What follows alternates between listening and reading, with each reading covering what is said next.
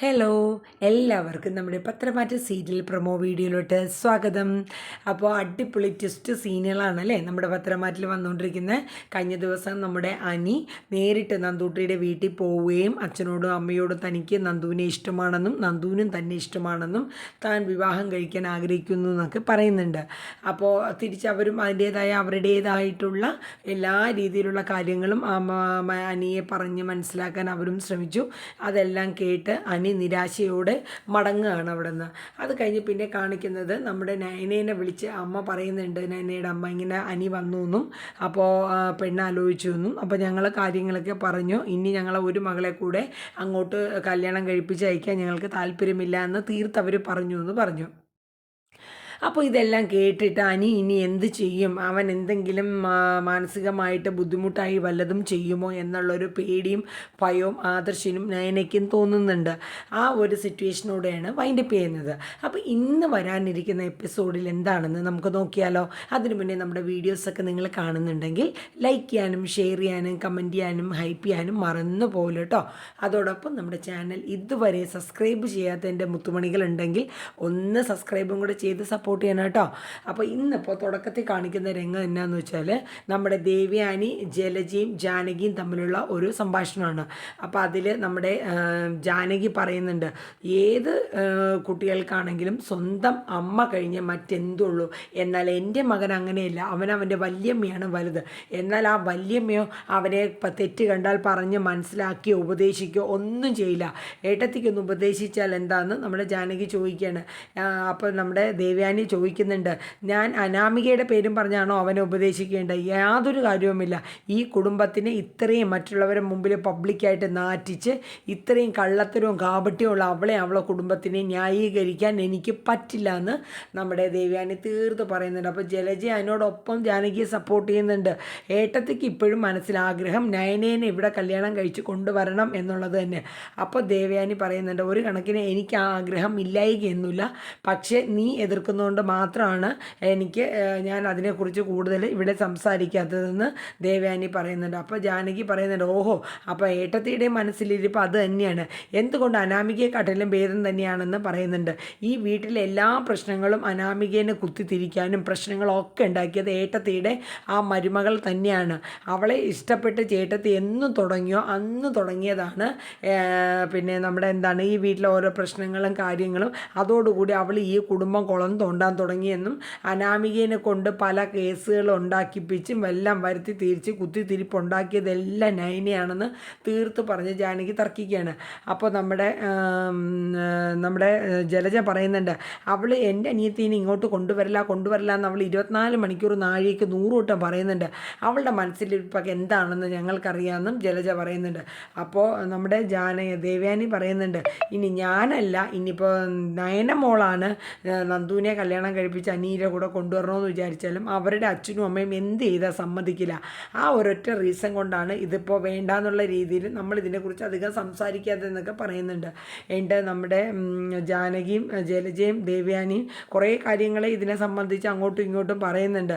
അവൻ്റെ ഇപ്പോഴത്തെ മാനസികാവസ്ഥ നിങ്ങൾ ആരും കണക്കാക്കുന്നില്ല, എല്ലാവരും കുറ്റപ്പെടുത്തുകയാണെന്ന് എന്നൊക്കെ ദേവയാനി പറയുന്നുണ്ട്. ഞാൻ ഉൾപ്പെടെ അവനെ പറഞ്ഞ് ഉപദേശിക്കുന്നുണ്ട്, പക്ഷെ അവൻ്റെ മൈൻഡ് ഓക്കെ അല്ല. 3 ജ്വല്ലറി അവൻ്റെ കീഴിൽ കൊടുത്തേക്കുന്നതാണ്, അതൊന്നും ഒന്ന് പോവുകയോ ശ്രദ്ധിക്കുകയോ ഒന്നും ചെയ്യുന്നില്ല. അങ്ങനെ പറഞ്ഞുകൊണ്ടിരിക്കുമ്പോൾ നമ്മുടെ ആദർശ് നയനയും കൂടെ വരികയാണ്. അപ്പോൾ അമ്മയോട് നമ്മുടെ ദേവയാനിയോട് പറയണം, അമ്മേ ഞങ്ങൾ ഒന്ന് പുറത്ത് പോയിട്ട് വരാമെന്ന് നമ്മുടെ നയന പറയുന്നുണ്ട്. അപ്പോൾ ജലജ പറയുന്നുണ്ട്, ഓ നിങ്ങൾക്ക് എപ്പോഴും പുറത്ത് ചുറ്റി നടന്നാൽ മതിയല്ലോ. അപ്പോൾ നമ്മുടെ ജാനകി പറയുന്നുണ്ട്, ഇവിടെ ഒരുത്തനെ നേരം വെളുത്തിട്ട് വിളിച്ചിട്ട് കിട്ടുന്നതുമില്ല, ഇത്രയും നേരമായി ഒന്ന് പോയി തിരക്കാൻ പാടില്ല, നിൻ്റെ അനിയനല്ലേ, എവിടെയാണെന്നൊന്ന് തിരക്കാൻ പാടില്ലേ എന്നിങ്ങനെ ചോദിക്കുന്നുണ്ട് നമ്മുടെ ജാനകി. അപ്പോൾ ആ സമയത്ത് നമ്മുടെ ആദർശ് പറയുന്നുണ്ട്, അവൻ എങ്ങനെ ഈ വീട്ടിൽ വരും, വീട്ടിൽ വന്നു കഴിഞ്ഞാൽ അപ്പച്ചി അവന് സമാധാനം കൊടുക്കുന്നുണ്ടോ, 24 മണിക്കൂറും ആ ദുഷിച്ചവളെ പേരും പറഞ്ഞ് അപ്പച്ചി അവൻ്റെ മെക്കിട്ട് കയറില്ല. ആ കൊള്ളരുതാത്ത അവൾ ഈ കുടുംബം ഇത്രയും കുളം തോണ്ടി അനിയുടെ ജീവിതവും ഇല്ലാതാക്കിയത് അവൾ തന്നെയാണ് എന്ന് പറഞ്ഞിട്ട് ആദർശ് ഇറങ്ങിപ്പോണു. ഓ നീ എന്നെ കുറ്റപ്പെടുത്തിക്കോ എല്ലാത്തിനും, ബാക്കി എല്ലാവരും പറയുന്നതൊക്കെ ശരി, ഞാൻ എന്തെങ്കിലും പറഞ്ഞാൽ മാത്രം അത് കേൾക്കാൻ കൂടി ആരും കണക്കാക്കില്ല എന്ന് നമ്മുടെ ജാനകി പറയുന്നുണ്ട്. അത് കഴിഞ്ഞ് പിന്നെ നേരെ ആദർശും നയനയും കൂടെ പുറത്തോട്ട് പോവാണ്. അത് കഴിഞ്ഞ് നേരെ നമ്മുടെ നന്ദൂട്ടിയുടെ വീടാണ് കാണിക്കുന്നത്. നമ്മുടെ ഗോവിന്ദനും നമ്മുടെ കനകയും ചായ കുടിച്ചുകൊണ്ടിരിക്കുകയാണ്. അപ്പോൾ നന്ദു പെട്ടെന്ന് രാത്രിയാണ് റെഡിയായിട്ട് വന്നിട്ട് പറയുന്നുണ്ട്. അപ്പം അമ്മ ചോദിക്കുന്നുണ്ട്, നന്ദൂട്ടി നീ എവിടെ പോവാ? സ്റ്റേഷനിൽ നിന്നൊരു കോള് വന്നമ്മേ, ഞാൻ ഇപ്പോൾ വരാം. ഈ സമയത്തോന്ന് അമ്മ ചോദിക്കുന്നു. അതെ, ഈ സമയത്ത് ഞങ്ങൾക്ക് SI-മാർക്കൊക്കെ അങ്ങനെ ഉണ്ടോ, ഞാൻ പോയി വരട്ടെ എന്ന് പറയുന്നുണ്ട്. അപ്പം കനകയും നമ്മുടെ ഗോവിന്ദനും കൂടെ പറയുന്നുണ്ട്, ഇതത്ര ശരിയായ പോക്കല്ലല്ലോ ഗോവിന്ദേട്ടാ. കനക പറയുന്നുണ്ട്, അതെ ഇത് മിക്കവാറും അനീനെ തപ്പിയോ അല്ലെങ്കിൽ അവനെ കാണാനോ എന്തോ വേണ്ടിയിട്ടാണ് പോകുന്നതെന്ന് പറയുന്നുണ്ട്. അപ്പോൾ ഗോവിന്ദൻ പറയുന്നുണ്ട്, ആ പയ്യന് നമ്മൾ കാര്യങ്ങൾ പറഞ്ഞത് മനസ്സിലാക്കി, പക്ഷെ നമ്മുടെ മോൾ അത് മനസ്സിലാക്കാൻ ശ്രമിക്കുന്നില്ലല്ലോ കനകയെന്ന് ഗോവിന്ദൻ പറയുന്നുണ്ട്. അത് കഴിഞ്ഞ് പിന്നെ നേരെ കാണിക്കുന്ന നന്ദു ആ രാത്രിയിൽ വണ്ടിയും കൊണ്ട് ഒരു റോഡിൽ സൈഡിൽ വെയിറ്റ് ചെയ്ത് നിൽക്കുകയാണ്. അപ്പം നമ്മുടെ അനിയുടെ 2 ഫ്രണ്ട്സ് വരെയാണ്. അപ്പോൾ അവർ 3 പേരും കൂടെ സംസാരിക്കുന്നുണ്ട്.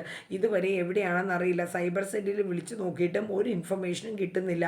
അപ്പോൾ നന്ദു പറയുന്നുണ്ട്, അവൻ അവിടെ വന്നപ്പോൾ നിങ്ങളൊന്ന് പിടിച്ചു നിർത്താമായിരുന്നു. അപ്പോൾ അവരും പറയുന്നുണ്ട്, ശരിയാ, അവനെ പറഞ്ഞു വിട്ടതാണ് മണ്ടത്തരം, മദ്യം ചോദിച്ചതുകൊണ്ടാണ് ഞങ്ങൾ എതിർത്തത്, ഇത്രയും സീനാവുമെന്ന് ഞങ്ങൾ കരുതിയില്ല നന്ദു എന്ന് അവർ പറയുന്നുണ്ട്. അത് കഴിഞ്ഞ് നന്ദു വീണ്ടും സൈബർ സെല്ലിൽ വിളിച്ചിട്ട് എന്തെങ്കിലും തീരുമാനം ആയോ എന്ന് ചോദിക്കുന്നുണ്ട്. അപ്പോൾ ഇല്ല എന്ന് പറയുന്നുണ്ട്. അതിൻ്റെ ഇടയിൽ കൂട്ടുകാർ പറയുന്നുണ്ട് അനിയുടെ, ഒരിക്കലും ആ CI നിനക്ക് ചേരുന്നതല്ല, അവൻ കാരണം അവൻ അടിച്ചതുകൊണ്ടാണ് എനിക്ക് ഇത്രയും വിഷമമായതെന്നും ഒക്കെ പറയുന്നുണ്ട്. അതിലാരാ അയാളെ ഇഷ്ടപ്പെടുന്നത്? എനിക്കിഷ്ടമല്ല അയാളെ. പിന്നെ എൻ്റെ സീനിയർ ഒരു ഓഫീസർ എന്ന രീതിയിൽ ഞാൻ അയാളെ ബഹുമാനിക്കുന്നു എന്ന് മാത്രമേ ഉള്ളൂ, അല്ലാണ്ട് നിവർത്തിയില്ലല്ലോ. എന്നാലും നമ്മുടെ വിഷയം അതല്ലല്ലോ. അനി ഇനി എവിടെയാണ്? അപ്പോൾ ഇതിനിടയിൽ നമ്മുടെ അനിയെ കാണിക്കുന്നുണ്ട്, മനസ്സ് തളർന്ന് ബൈക്ക് ഓടിച്ച് എങ്ങോട്ടോ പോയിക്കൊണ്ടിരിക്കുകയാണ് അനി, ഒന്നും ചിന്തിക്കുന്നില്ല. അതിൻ്റെ ഇടയിൽ പലതും ഇങ്ങനെ ഓർത്തോർത്ത് അനി ഇരിക്കുക, ബൈക്ക് ഓടിക്കുകയാണ്. അതായത്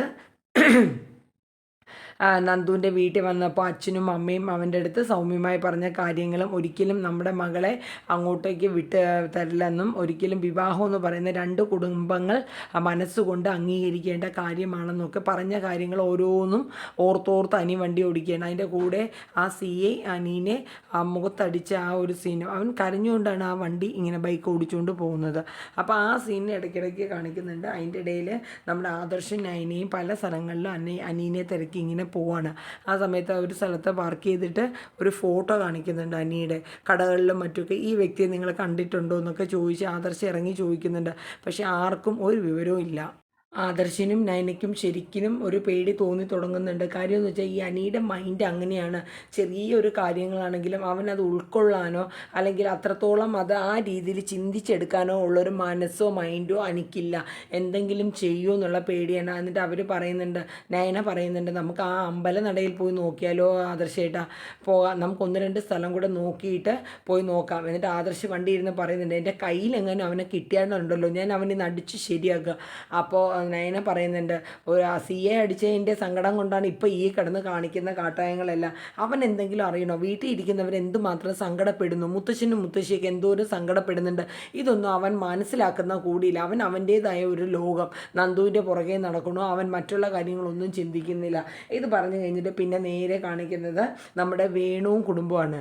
അനാമിക വരികയാണ്. വേണുവിൻ്റെ വൈഫും ഇങ്ങനെ എന്തോ സംസാരിച്ചുകൊണ്ടിരിക്കുമ്പോൾ അനാമിക പറയുന്നുണ്ട്, ആ അനിയുടെ അമ്മ വിളിച്ചിട്ടുണ്ടായിരുന്നു, അവനെ കാണാനില്ലെന്ന്.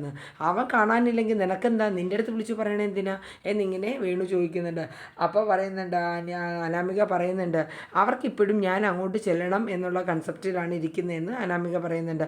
അവർ എന്ത് കൺസെപ്റ്റ് കരുതിയാലും കുഴപ്പമില്ല, നീ അങ്ങോട്ട് ചെല്ലണമെങ്കിൽ നീ പറയുന്ന തുക കോംപ്രമൈസായിട്ട് അവർ തരേണ്ടി വരും. അതല്ല എന്നുണ്ടെങ്കിൽ നിൻ്റെ ബന്ധം വേർപ്പെടുത്തി നീ പറയുന്ന കോമ്പൻസേഷൻ അവർ തരേണ്ടി വരും എന്നിങ്ങനെ വേണു പറയുന്നുണ്ട്. അപ്പോൾ അനാമികയുടെ അമ്മയും പറയുന്നുണ്ട്, ഒരിക്കലും ഇനി നിന്നെ അവർ വന്ന് കൂട്ടിക്കൊണ്ടുപോയി കുടുംബത്ത് കയറ്റുമെന്നൊന്നും വിചാരിക്കേണ്ട. കാര്യം നീ അവരെ കുടുംബത്തെ അമ്മാതിരിയാണല്ലോ മറ്റുള്ളവരുടെ മുമ്പിൽ പരസ്യമാക്കി അധിക്ഷേപിച്ചത്. അപ്പോൾ ഇതെല്ലാം കഴിഞ്ഞ് കേട്ട് എൻ്റെ അനാമിക പറയുന്നുണ്ട്, അവൻ പോയി തൂങ്ങിച്ചത്താലേ എനിക്ക് പ്രശ്നമൊന്നുമില്ല. അപ്പോൾ വേണു പറയുന്നുണ്ട്, തൂങ്ങിച്ചാവേണമെങ്കിൽ വളരെ നല്ലതാണ്, ആ മരിച്ച് കിടക്കുന്ന സമയത്താണെങ്കിലും നീ നന്നായിട്ട് പോയി കരഞ്ഞ് മറ്റുള്ളവരുടെ മുമ്പിലൊക്കെ അങ്ങോട്ട് നന്നായിട്ട് ആക്കുക. അപ്പോൾ ഭാര്യ എന്നുള്ള ഒരു സ്ഥാനം നിനക്കുണ്ടാവുകയും ചെയ്യും. പിന്നെ ആ ഒരു രീതിയിൽ നമുക്ക് കോമ്പൻസേഷൻ കൂട്ടി മേടിക്കാൻ ചെയ്യാമെന്നൊക്കെ വേണു പറഞ്ഞു കൊടുക്കുന്നുണ്ട്. അപ്പോൾ നമ്മുടെ അനാമികയുടെ അമ്മ പറയുന്നുണ്ട്, അതൊന്നും നടപടിയാവില്ല, നിങ്ങളെപ്പോലെ ബുദ്ധി ഇല്ലാത്തവരൊന്നുമല്ല, അവർക്ക് നല്ല ബുദ്ധി ബുദ്ധിയുണ്ട് അനന്തപുരി തറവാട്ടുകാർക്ക്, അവർക്ക് മനസ്സിലാക്കാനുള്ള കഴിവൊക്കെ ഉണ്ടെന്ന് അവളുടെ അമ്മ പറയുന്നുണ്ട്. അപ്പോൾ വേണു പറയുന്നുണ്ട് ബുദ്ധി കൂടിയതിൻ്റെ കുഴപ്പമാണ്, ഇനി ഇതല്ല ഇതിനപ്പുറം അവരിനി വിഷമിക്കും, ഇപ്പം കണ്ടില്ലേ കിടന്ന് ഓടുന്നത് എന്നിങ്ങനെ വേണു പറയുന്നുണ്ട്. അത് കഴിഞ്ഞ് കാണിക്കുന്നത് ഒരു വലിയ ഫ്രിഡ്ജിൻ്റെ മേളിൽ നിന്ന് പകലാണ് കാണിക്കുന്നത്, അനി ഇങ്ങനെ ചാടാനായിട്ട് ഇങ്ങനെ മനസ്സിൽ കുറേ കാര്യങ്ങൾ ആലോചിച്ച് പൊട്ടിക്കരഞ്ഞുകൊണ്ട് ഇങ്ങനെ എടുത്ത് ചാടുകയാണ്. ഇത് പെട്ടെന്ന് നന്ദു മനസ്സിൽ ഓർക്കാണ്, രാത്രി വണ്ടി ഓടിക്കുമ്പോൾ പെട്ടെന്ന് ഒരു വണ്ടിയുടെ ഫ്രണ്ടിൽ കൊണ്ടുവന്ന് ബ്രേക്ക് ഇടണം. അയാൾ നന്ദുവിനെ കുറേ ഒച്ച എടുക്കുകയാണ്, നന്ദുവിന് ഇപ്പോഴും പെൺകുട്ടിയേക്കാണ് ഈ സ്പീഡ് കൂടുതൽ, ഇതാണ് സോറി എന്നൊക്കെ പറഞ്ഞിട്ട് നന്ദു അയാളടുത്ത് സോറിയൊക്കെ പറഞ്ഞ് ആ കേസൊന്ന് ഒതുക്കി വിടുന്നുണ്ട്. അത് കഴിഞ്ഞ് പിന്നെ കാണിക്കുന്നത് ആദർശും നൈനയും ആ അമ്പലത്തിൽ ചെന്നിട്ട് കുറച്ച് നേരം പ്രാർത്ഥിച്ച് നിന്നിട്ട് ആൽത്തറയിലും മറ്റുമൊക്കെ നോക്കിയിട്ടും അനിയെ കണ്ടില്ല. അവർക്ക് വല്ലാത്ത ഭയം തോന്നി തുടങ്ങുന്നുണ്ട്. ആദർശ് പറയുന്നുണ്ട് ഇവിടെയും കണ്ടില്ലല്ലോ നൈന, ഇനിയിപ്പോൾ എന്താ ആദർശമായിട്ട് നമ്മൾ ചെയ്യണേ, അനി എങ്ങോട്ടായിരിക്കും പോയിരിക്കുന്നത്, വിളിച്ചിട്ടും കിട്ടുന്നില്ല, വീട്ടിലെന്തു പറയും, അവരൊക്കെ എന്താ ടെൻഷൻ അടിക്കുമായിരിക്കും എന്നൊക്കെ ആലോചിച്ച് ആകെ ടെൻഷനാണ്. അത് കഴിഞ്ഞ് പിന്നെ കാണിക്കുന്നത് നമുക്ക് ഭയാനകമായിട്ടുള്ള ഒരു രംഗമാണ്. രാത്രി റെയിൽവേ സ്റ്റേഷനിൽ ആ റെയിൽപാതയിലൂടെ അനി നടക്കുകയാണ്, കരഞ്ഞ് എല്ലാ കാര്യങ്ങളും ഓർത്ത് മനസ്സ് തകർന്ന് സങ്കടപ്പെട്ട് നടക്കുകയാണ് കേട്ടോ നമ്മുടെ അനി. എനിക്കെല്ലാം എൻ്റെ ജീവിതം നഷ്ടപ്പെട്ടു, ആർക്കും എന്നെ വേണ്ട, സ്വന്തം സ്നേഹിച്ച പെണ്ണിന് പോലും എന്നെ വേണ്ട, അവൾ വരെ എന്നെ തള്ളിക്കളഞ്ഞു, മറ്റുള്ളവരുടെ അടിയും തൊഴിയും കൊണ്ട് നടക്കുന്നതിനേക്കാട്ടിലും എൻ്റെ ജീവിതം ഒടുക്കുന്നതല്ലേ നല്ലതെന്നുള്ള രീതിയിൽ അനി അത് ഓർത്ത് കരഞ്ഞ് സങ്കടപ്പെട്ട് നടക്കുകയാണ്. ആ ടൈമിൽ ഒരു ട്രെയിൻ കടന്നു വരികയാണ്. സത്യം പറഞ്ഞാൽ എന്താണ് ഇനി സംഭവിക്കാൻ പോകുന്നത്, വളരെ ഇമോഷനായിട്ടുള്ള പേടിപ്പിക്കുന്ന ഒരു രംഗത്തോടു കൂടിയാണ് ഇന്നത്തെ എപ്പിസോഡ് വൈൻഡപ്പ് ചെയ്യുന്നത്. നാളെ വരുന്ന എപ്പിസോഡിൽ എന്ത് സംഭവിക്കാം, നമ്മുടെ അനിക്ക് എന്തെങ്കിലും സംഭവിക്കുമോ, ഇതിൽ നമ്മുടെ നന്ദുവിന് അനിയെ നഷ്ടമാവുമോ, അനന്തപുരി തറവാട്ടിലെ ആ ഇളയ കുഞ്ഞുമകന് എന്ത് സംഭവിക്കും എന്നുള്ളതൊക്കെ നമുക്ക് കണ്ടു തന്നെ അറിയാം. എന്തായാലും വളരെ സങ്കടത്തോടു കൂടെയുള്ള ഒരു സീനോട് കൂടിയാണ് ഇന്നത്തെ എപ്പിസോഡ് വൈൻഡപ്പ് ചെയ്യുന്നത്. അപ്പോൾ നാളത്തെ നമ്മുടെ ഇത്രയും ഇതായിട്ടുള്ള ഒരു സീനോട് കൂടി നാളത്തെ പ്രൊമോ നിങ്ങളുടെ മുന്നിൽ ഞാൻ കൊണ്ടുവരുന്നതാണ്. നമ്മുടെ വീഡിയോസൊക്കെ ഒന്ന് സപ്പോർട്ട് ചെയ്യുക. Thank you, bye bye, take care.